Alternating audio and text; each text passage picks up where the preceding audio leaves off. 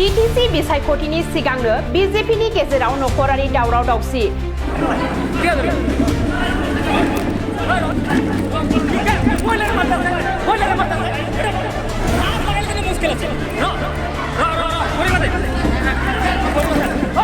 नंगौ 13 नं चिरां मण्डल बिजेपिनि गेजेराव नखरारि दावराव दावसि जागायदों।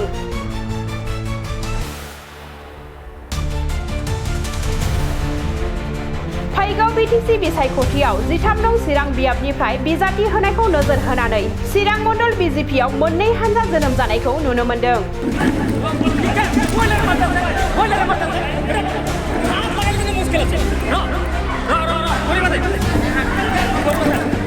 बासुगाव सहरनि स्टेशन रोडआव सिगांनिफ्रायनो चिरां मण्डल बिजेपि मावख' दंखायोमोनब्लाबो मण्डल बिजेपिनि गोदान आफाद दाखांनायनि उनाव बासुगाव सहरनि गौरिया मठ नब्लाङाव मोनसे गोदान चिरां मण्डल बिजेपि मावख' फसंनानै दोलोनि खामानिखौ जागायजेनो। नाथाय मण्डल बिजेपिनि मोनसे हानजाया गोजाम मावख' बासुगाव सहरनि स्टेशन रोडआव थानाय मावख'आव समान समान पार्टीनि हाबाफारिफोरखौ सोलिहोबाय थादोंमोन।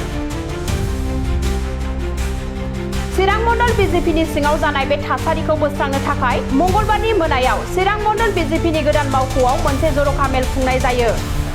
चिरां जिल्ला बिजेपिनि आफादगिरि रतन चन्द्र राय, जिल्ला बिबानगिरि सुखेल राय, मण्डल बिजेपिनि आफादगिरि नेहाथारि आरो दोलोनि गुबुन गुबुन दैदेनगिरिफोर मावथिफोरा बे मेलाव नुजाथिदोंमोन।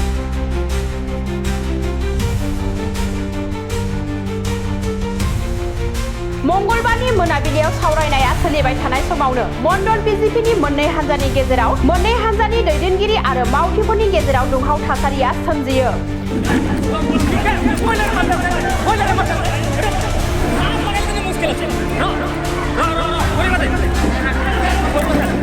बासुगाव नोगोर आफादनि वार्ड सोद्रोमा बिजेपिनि दैदेनगिरि सन्जय साननि सायाव सासे आइजो सोद्रोमाखौ देहायारि गाग्लोबनाय आरो बिनि मोदोमनिफ्राय जि जोम बोखारनानै गाज्रि आखु दिन्थिनायनि अजद थिखांदों।